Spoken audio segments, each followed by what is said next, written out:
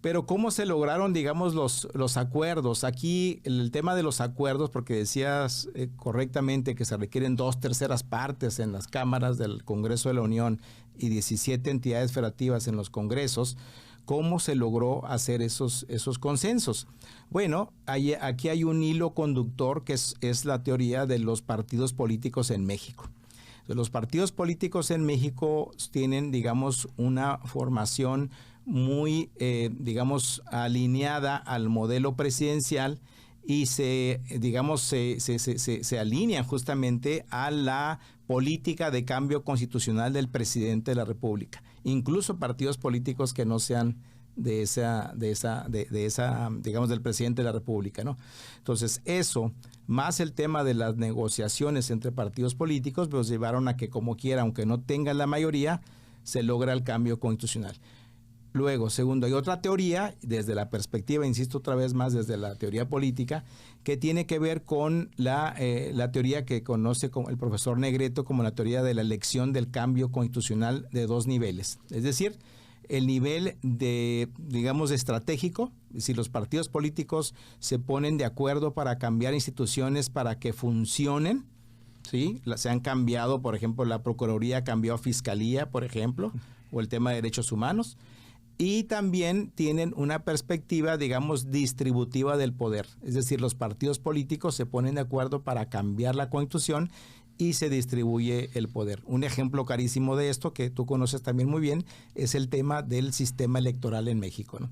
Se han puesto de acuerdo los partidos políticos para cambiar justamente las reglas electorales, ¿no? Luego ellos hacen las reglas, doctor, y luego ya no les gustan. También. Claro. Y un último, digamos, creo yo, posible explicación es el tema, digamos, de la baja representatividad y participación ciudadana, ¿no? En los procesos, y que en general, lo dicen las encuestas, por ejemplo, la encuesta de cultura constitucional, en donde para la ciudadanía mexicana la Constitución no es ese faro ni esa norma, digamos, principal y mayor en la cual nos identificamos. Es decir, no tiene la densidad que podría tener en otros países, ¿no? Y el valor que podría tener en otros países. Por lo tanto, los partidos políticos, siguiendo esta línea que decía hace un momentito, pues colocan en la Constitución algunos programas, se ponen de acuerdo para que funcionen instituciones de manera correcta, no digo que de manera malévola, también distribuyen el poder,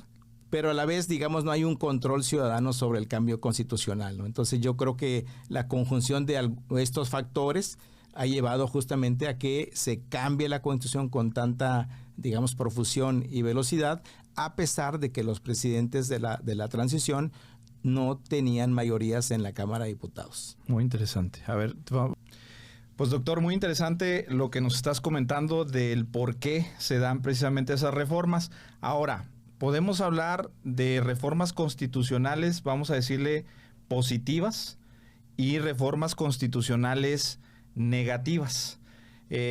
¿Cómo ves esta parte? ¿Lo podemos entender como algo que no es bueno para quién? ¿Algo que va a resultar en un efecto benévolo para quién?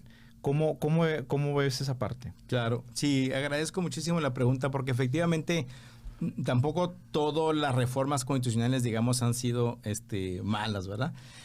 Aquí en esta perspectiva creo que hay que pensar sobre todo desde la dimensión de la ciudadanía, es decir, el tema, digamos, por ejemplo, de derechos, ¿no? Porque finalmente, como tú sabes muy bien, las constituciones, tanto en su parte, digamos, de división de poderes como de derechos humanos, tienen la función de controlar justamente el poder para que no se abuse y se respeten y protejan los derechos de las personas, ¿no? Entonces, sí, efectivamente, podríamos mencionar, yo creo, digamos, en esta categorización de reformas positivas y reformas negativas, pues una reforma positiva justamente fue la reforma en materia de derechos humanos y en materia de amparo, ¿no? Que amplía justamente la fuente conforme a la cual la ciudadanía tiene sus derechos humanos, ¿no?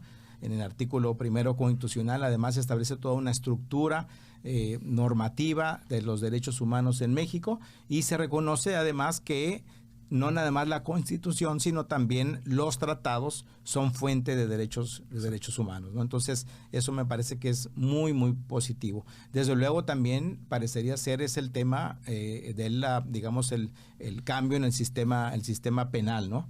De pasar, digamos, a En 2008. En 2008, efectivamente, 2008. Así es. Pero digamos, uno que tal vez no sea negativo, y justamente ahorita con las iniciativas que se presentaron el 5 de febrero del 24 por el presidente de la República, viene también una iniciativa en ese sentido, es el tema de la prisión preventiva oficiosa.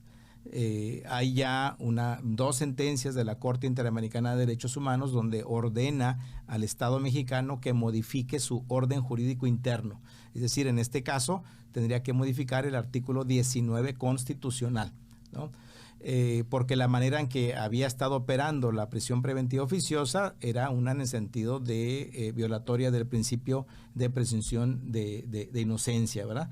Entonces, el catálogo de delitos por los cuales procede la prisión preventiva oficiosa, lo único que ha hecho en los últimos 16 años ha sido crecer. Exacto. Es decir, cada vez hay más delitos por los cuales es procedente la prisión preventiva oficiosa. Bueno, y a partir creo que de eso es cuando hay una iniciativa que pretendía, o por ahí debe andar todavía, desaparecer precisamente esa figura. Tan es así que tuvieron que pronunciarse los ministros, la Corte al respecto, y se dio un debate más allá de lo político. Creo que lo interesante es lo jurídico, es decir, claro. Desde dónde viene la creación de la Suprema Corte, desde quién puede cambiar la Constitución y quién puede vigilar la Constitución. Hablando específicamente del tema de la prisión preventiva, ¿cómo ves? Sí, pues es muy, muy importante tu pregunta, tu cuestionamiento, porque efectivamente los guardianes de la Constitución, en una perspectiva, digamos, de distribución del poder, es justamente el Poder Judicial, ¿no? El Poder Judicial Federal en particular, y en la cúspide del Poder Judicial Federal, la Suprema Corte de Justicia de la Nación, ¿no? Entonces, pues sí ha conocido, digamos, algunos casos en el sentido de la prisión preventiva oficiosa, ha ido cambiando el criterio, ¿no? de la Suprema Corte, tú lo conoces bastante bien. Por ejemplo, el tema de revisar oficiosamente el tema de la duración, pues fue un criterio de la Corte. Pero ahorita en la encrucijada en la cual se encuentra pues el país, es que la Corte se va a tener que pronunciar sobre los efectos o de las dos sentencias de la Corte Interamericana de Derechos Humanos, en donde ordena modificar el ordenamiento jurídico mexicano. Y además tiene algunos asuntos por ahí en donde aparentemente hay un proyecto de resolución de la Corte en la cual va a declarar, digamos, pues inconstitucional una parte del artículo 19 constitucional, lo cual va a ser un tema muy relevante para justamente controlar la Constitución.